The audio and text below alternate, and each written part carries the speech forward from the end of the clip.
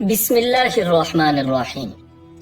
مکہ مکرمہ سے شمال مشرق کی جانب 14-15 میل کے فاصلے پر ایک وادی ہے جو حنین کے نام سے مشہور ہے۔ بعض جغرافیہ دانوں نے لکھا ہے کہ ایک چشمہ کا نام حنین تھا، جس کی وجہ سے یہ ساری وادی حنین کہلائی۔ یہاں قبیلہ حوازن آباد تھا۔ اس قبیلہ کو اپنی افرادی کثرت، اپنے نوجوانوں کی شجاعت اور فنون سپاہ گری، خصوصاً تیر اندازی میں ان کی بے نظیر مہارت کے باعث تمام عرب قبائل میں ایک ممتاز مقام حاصل تھا۔ اس وادی میں ایک جگہ کا نام اوتاس تھا۔ یہ وہ جگہ ہے جہاں لشکر اسلام سے ان کی فیصلہ کن جنگ ہوئی تھی۔ سیرت کی کتابوں میں یہ غزوہ حنین اور غزوہ اوتاس کے نام سے مشہور ہے۔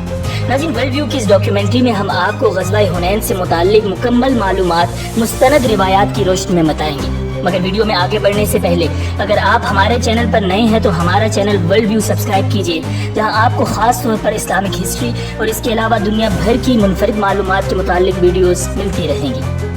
جب حضور صلی اللہ علیہ وسلم نے مکہ کو فتح کر لیا اور قبائل قریش کی اکثریت نے اسلام قبول کر لیا تو جزیرۃ العرب کے بیشتر قبائل بارگاہ رسالت میں حاضر ہو کر اسلام قبول کرنے لگے، لیکن قبیلہ حوازن اور قبیلہ ثقیف کا معاملہ اس کے برعکس تھا۔ اسلام کا غلبہ دیکھ کر قبیلہ حوازن اور قبیلہ ثقیف مضطرب ہو گئے کہ اب ان کی باری ہے، لشکر اسلام اب ان پر حملہ کرے گا اور ان کی ریاست اور حکمرانی کا خاتمہ ہو جائے گا۔ قبیلہ حوازن کے رئیس مالک بن عوف النصری نے اور قبیلہ ثقیف کے امیر کنانہ بن عبد یالیل نے اس صورتحال سے نپٹنے کے لیے باہمی مشورے کیے۔ مجلس مشاورت میں دونوں قبیلوں کے اہل الرائے کو بھی مدعو کیا گیا۔ سب نے اتفاق رائے سے یہ طے کیا کہ اگر ہم نے کوئی قدم اٹھانے میں ہچکچاہٹ کا مظاہرہ کیا تو مسلمان ہم پر حملہ کر دیں گے، اس لیے بجائے اس کے کہ وہ پہل کریں، ہمیں فوری قدم اٹھانا چاہیے اور مسلمانوں پر حملہ کر دینا چاہیے۔ چنانچہ قبیلہ حوازن اور قبیلہ ثقیف کے تمام لوگ اس مہم میں شرکت کے لیے آمادہ ہو گئے۔ اس غزوے میں تقریباً 12,000 مسلمان شامل تھے، جبکہ دشمن کی تعداد 20,000 تھی۔ مالک بن عوف اس فوج کا قائد تھا۔ اس کی عمر 30 سال تھی اور وہ بہت ہی جوشیلا جوان تھا۔ اس نے طے کیا کہ عورتوں، بچوں اور مویشیوں کو بھی میدان جنگ میں لے جائیں تاکہ لڑنے والوں کے ذہن میں رہے کہ شکست کی صورت میں ہمارے اہل و عیال اور مویشی بھی دشمن کے ہاتھ لگ جائیں گے۔ اس طرح ہر آدمی مرتے مر جائے گا مگر پیچھے ہٹنے کی نہیں سوچے گا۔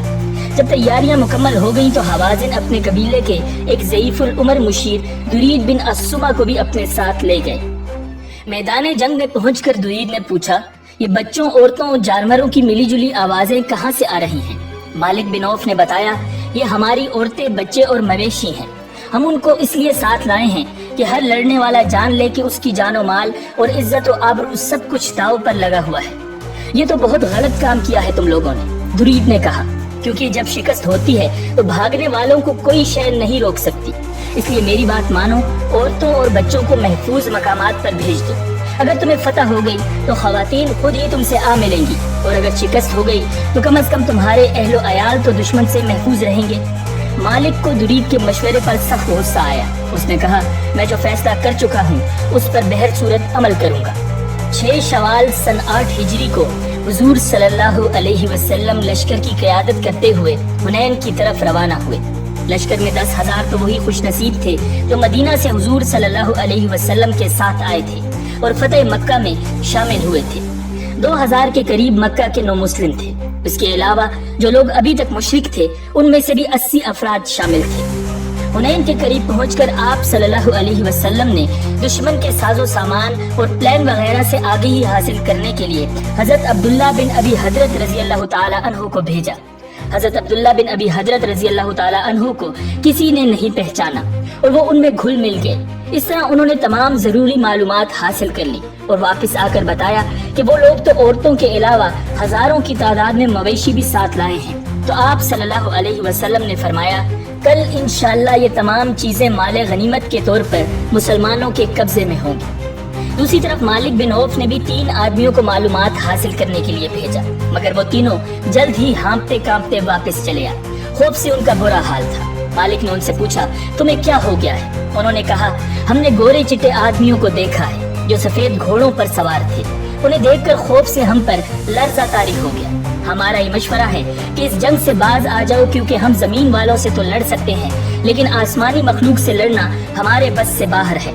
یہ سن کر مالک کو غصہ آ گیا اور ان کو ڈانٹتے ہوئے بولا، تم لوگوں نے یہ کیا کہانیاں شروع کر دی ہیں؟ یہ سب تمہاری بزدلی اور کم ہمتی کا شاخسانہ ہے۔ مالک کو یہ بھی خطرہ تھا کہ اگر یہ خبر مشہور ہو گئی تو لشکر میں خوف پھیل جائے گا، اس لیے اس نے ان تینوں کو قید کرنے کا حکم دے دیا۔ حضور صلی اللہ علیہ وسلم نے فجر کے بعد اپنے صحابہ کرام رضی اللہ تعالیٰ عنہم کو صفیں درست کرنے کا حکم فرمایا اور مختلف دستوں کے سالاروں کو پرچم تقسیم کیے۔ مہاجرین کا ایک جھنڈا حضرت عمر فاروق رضی اللہ تعالیٰ عنہ کو، دوسرا حضرت علی ابن ابی طالب رضی اللہ تعالیٰ عنہ کو اور تیسرا حضرت سعد بن ابی وقاص رضی اللہ تعالیٰ عنہ کو مرحمت فرمایا۔ قبیلہ اوس کا جھنڈا حضرت اسید بن حذیر رضی اللہ تعالیٰ عنہ کو اور خزرج کا جھنڈا حضرت خباب بن منظر رضی اللہ تعالیٰ عنہ کو عطا فرمایا۔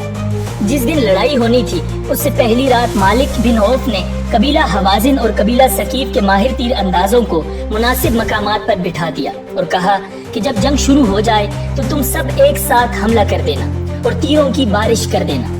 ابتدا میں مسلمانوں کو خاصی کامیابی ہوئی، دشمن پسپا ہونے لگا۔ یہ دیکھ کر مسلمانوں کے حوصلے بڑھ گئے۔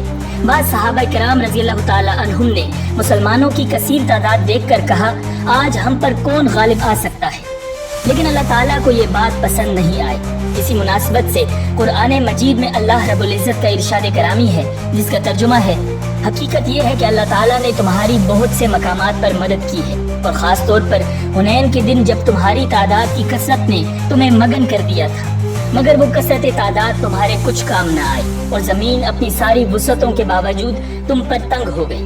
پھر تم نے پیٹھ دکھا کر میدان سے رخ موڑ لیا۔ اسلامی لشکر جب وادی حنین کی طرف پیش قدمی کرتا ہوا دشمن کی گھاٹیوں میں پہنچا تو گھاٹیوں میں چھپے ہوئے دشمن کے تیر اندازوں نے ان پر تیر برسائے۔ بنو سلیم کے نوجوانوں کو اس کا گمان بھی نہیں تھا۔ ان کے قدم اس طرح اکھڑے کہ پھر وہ اپنے آپ کو سنبھال نہ سکے اور جان بچانے کے لیے انہوں نے راہ فرار اختیار کر لی۔ ان کے پیچھے اسلامی لشکر کے سپاہی شکست کھا کر بھاگنے لگے۔ تیر مسلسل برس رہے تھے اور تیر انداز کمینگاہوں میں چھپے ہوئے اور محفوظ تھے۔ جب دشمن نظر ہی نہ آ رہا ہو تو مقابلہ کس سے کیا جائے اور کیسے کیا جائے؟ مگر اس افراتفری اور ہنگامہ محشر میں بھی سردار الانبیاء جناب رسول اللہ صلی اللہ علیہ وسلم گھوڑے پر سوار مسلسل آگے بڑھ رہے تھے اور اعلان فرما رہے تھے، انا النبی لا کذب انا ابن عبد المطلب، میں نبی ہوں، اس میں کوئی جھوٹ نہیں، میں عبد المطلب کا بیٹا ہوں۔ حضرت عباس رضی اللہ تعالیٰ عنہ نے حضور صلی اللہ علیہ وسلم کو یوں تیزی سے آگے بڑھتے دیکھا تو حضور صلی اللہ علیہ وسلم کے گھوڑے کی لگام تھام لی۔ حضرت ابو سفیان ابن الحارث رضی اللہ تعالیٰ عنہ جو کہ حضور صلی اللہ علیہ وسلم کے چچا زاد بھائی تھے، انہوں نے رکاب تھام لی اور دونوں مل کر گھوڑے کو روکنے کی کوشش کرنے لگے، کیونکہ تیروں کی برسات میں آگے بڑھنا خطرے سے خالی نہیں تھا۔ حضور صلی اللہ علیہ وسلم کے آس پاس چند جانثار تھے۔ حضور صلی اللہ علیہ وسلم نے دعا فرمائی اور دعا کے بعد حضرت عباس رضی اللہ تعالی عنہ سے فرمایا، کہاں چلے گئے ہیں سب؟ ذرا انہیں پکاریے۔ حضرت عباس رضی اللہ تعالی عنہ کی آواز نہایت بلند تھی۔ انہوں نے جو یا معشر الانصار اور یا علی المہاجرین کا نعرہ مارا تو ایک دم تمام فوجیں پلٹ پڑی۔ یہ صدا سنتے ہی ہر شخص لبیک لبیک کہتا ہوا اس آواز کی طرف دوڑا چلا گیا۔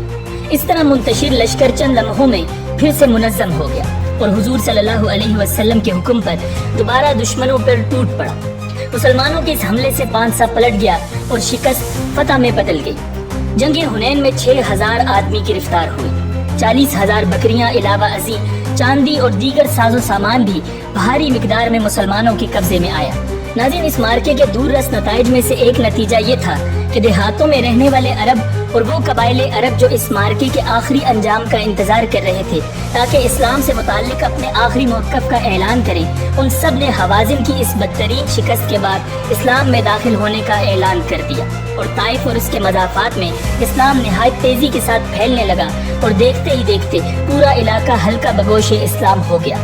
ناظرین، امید ہے کہ آپ کو یہ ویڈیو پسند آئی ہوگی۔ ملتے ہیں بہت جلد ایک نئی ویڈیو کے ساتھ۔ اللہ